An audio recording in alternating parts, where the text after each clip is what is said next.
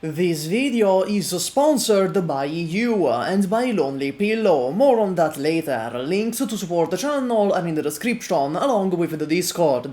Hello there, Arknights' most hated YouTuber here, once again returning to my pit of negativity. You read the title, let's get into it. Lucilla is a 5-star from the Ulpianus Susus event. She's a Hexer supporter. Think Shamare and her outrageous design I don't know how got approved for the game. The difference is that while Shamare is useful, Lucilla might just have the most pointless gimmick in the game, which is countering non-boss, non-elite enemies. Yes, the shitty little fodder that dies in 2 seconds by design. She doesn't even counter them on her own, all she does is apply slow and fragile with her talent and skill too. Which means, really, she supports your other operators in taking out these unthreats. If your operators need help dealing with basic mobs, I feel there are far worse underlying issues.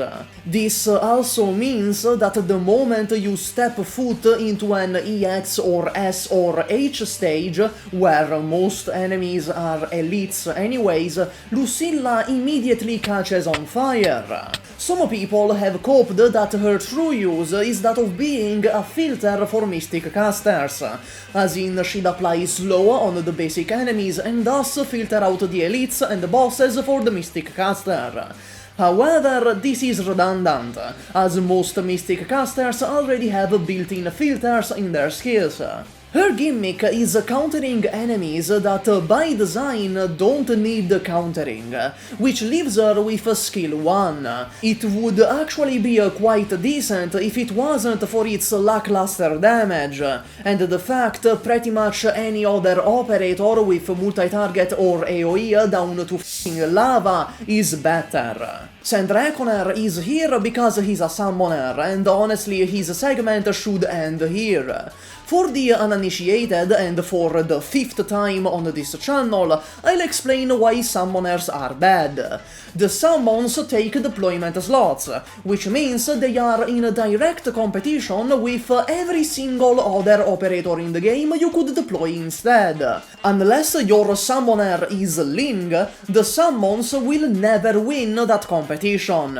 For Sandrekoner in particular, as much as I want to f*** him, I really have nothing to say in his favor. His summons have stats on par with Orchid, if not arguably worse. He is an Orchid generator. For all the stages where you thought, man, if only I had multiple 3-star slowers to deal with this one enemy.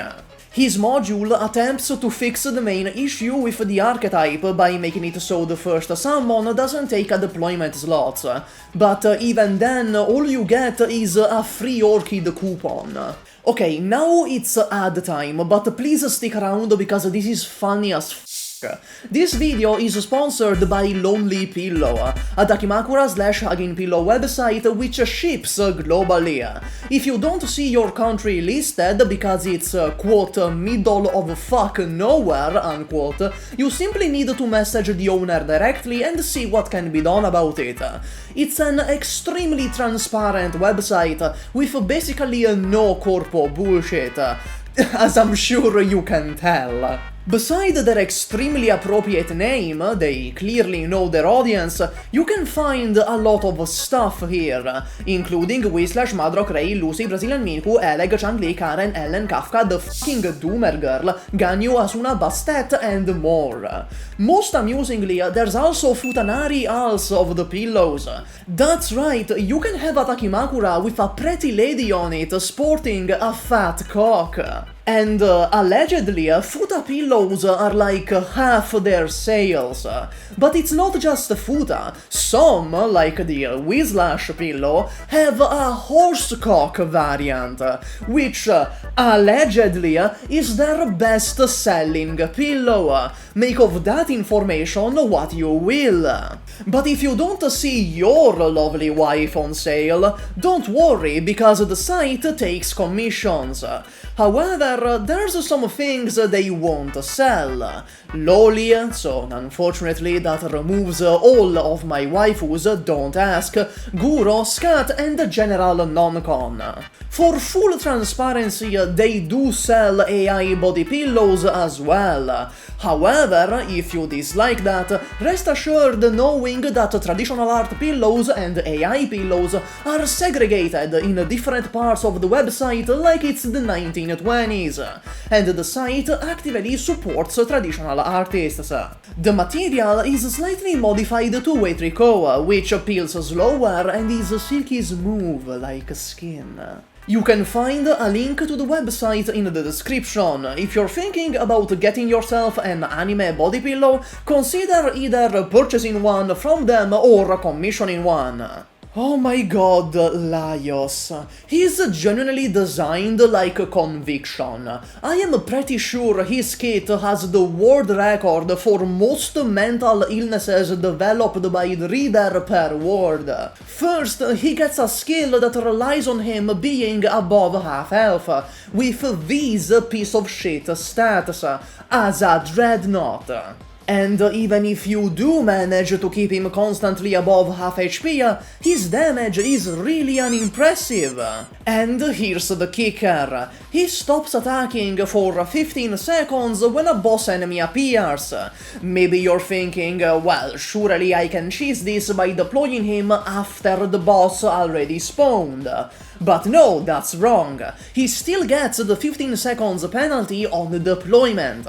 I don't even need to make a joke, this skill is the joke. But if skill 1 is barely usable, then skill 2 just isn't. He stops attacking and frightens blocked enemies, which will be 1 in most situations. 1 enemy. He then deals some damage. I guess S2 works as a 10-second stall for elites and bosses that rely on basic attacks.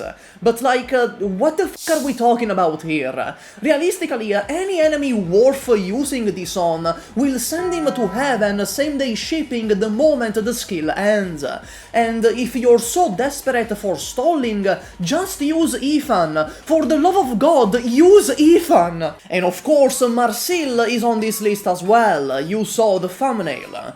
I know what you're thinking. Wow, SUPAH, you're always so funny, and I bet you're really attractive IRL too. But after that, I'm sure you'll be thinking, but SUPAH, she has a skill 2, and skill 2 is quite good actually. And I would say, yes, CL, skill 2 is quite good, but in most situations you'd rather use anybody else. Be it Eya for the res shred, Golden Glow or Lappalter for the global range, Mostima for the giga slow, or Logos because he's Logos and he does whatever the f he wants. Marcille's skill 3 is so horribly designed, it could only be intentional. Watch this video for more details. But the short of it is that it makes me doubt the existence of a benevolent god. First, she uses mana instead of SP, and Marcille can't regenerate mana, which means you can use this skill once per deployment.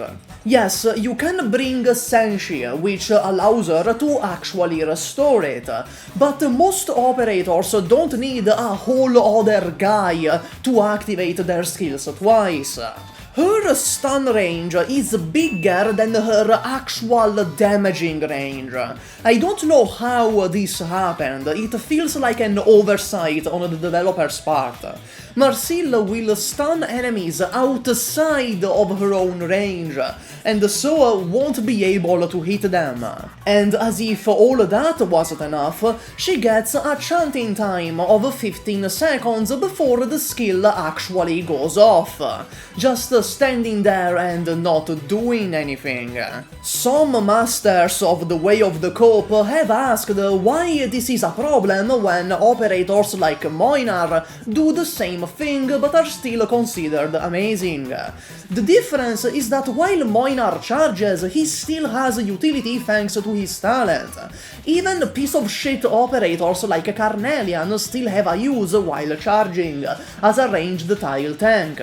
Marcille not only doesn't do anything, but any status ailment will also cancel the skill outright. Of course, you could also use the far weaker version of this skill 10 times per deployment, but at that point, you're actually better off using Leonhardt. And this is not even mentioning that after going through all this trouble, her damage is middling at best. And finally, Crownslayer. Man, what the fuck? Perhaps I've treated Vigil too harshly. Crownslayer is genuinely the undisputed worst 6-star. Crownslayer attempts to be the 6-star Gravel, which is certainly a choice for someone like her. Her gimmick is having dodge and reducing enemy accuracy. Theoretically speaking, Crownslayer can tank an infinite amount of damage. However, as dodge and accuracy debuffs would imply, it is RNG. In other words, Gravel is more reliable anyway. Don't get me wrong, I love gambling just as much as the next guy, but if I deploy a tank, I'd love for them to tank 100% of the time. Not that you need Gravel's role nowadays in the first place. The role of a fast redeploy damage soaker and aggro taker is obsolete, because of broken medics that, if you're playing any intelligently, will just allow your operators to take that shit. And minor. So, even if we're to concede she is the 6-star Gravel and thusly doesn't compete with Texalter and Kirin Ariato, she still has a completely useless role, and fails to actually be better than Gravel herself. This is not even mentioning Crownslayer can't dodge true damage at all. Dodge as a mechanic doesn't work against true damage, and her accuracy debuffs only apply to arts and physical. This means that against true damage, Gravel is once again superior. And then there's skill 3. In the past, I called Marcille skill 3 the worst designed skill in the game, but goddammit, before she even came to N, Hypergriff outdid themselves again. That title has to go to Crownslayer skill 3. I don't know what the fuck this skill is. With everything else in the game, I can at least comprehend what the developer was going for, even with absolutely baffling shit like Frostleaf's module. You can at least understand what the developer intended, what the thought process behind it was. But here, I actually don't know. Am I missing some crucial detail? Because this is the first skill in the game that actually doesn't work. Crownslayer becomes basically unhittable, creates a huge range, and every 2 seconds she will appear to deal piece damage to a random enemy in said huge range. This stuns them for 4 seconds. Also, she can't hit the same target again within 6 seconds, meaning that bare minimum she'll have to cycle between 3 enemies. What does this skill do? It's not a DPS skill because it's purposely super slow, it's not a stall or crowd control skill because it's way too unreliable and it can't stall the same target, it's not a boss killing skill because again she can't hit the same f***ing target, it's not a mob clearing skill because she attacks too slow, it's not a support skill because what the f*** is she supporting beside making the rest of the squad look better in comparison. So, I don't know, I'm at a loss with this one.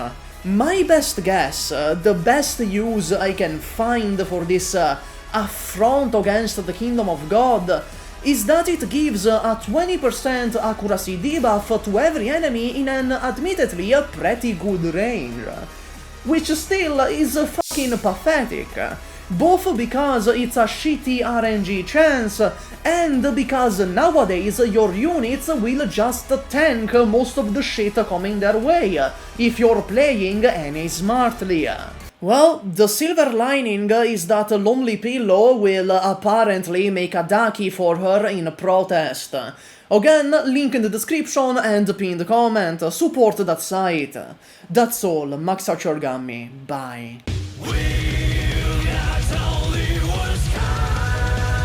Hey, hi, welcome to the outro. Do you wanna know something funny? Yesterday I finished this video, I exported it and I was gonna upload it, but when I was gonna upload it, I realized, holy shit, I forgot the outro and I forgot the fucking start screen with the members.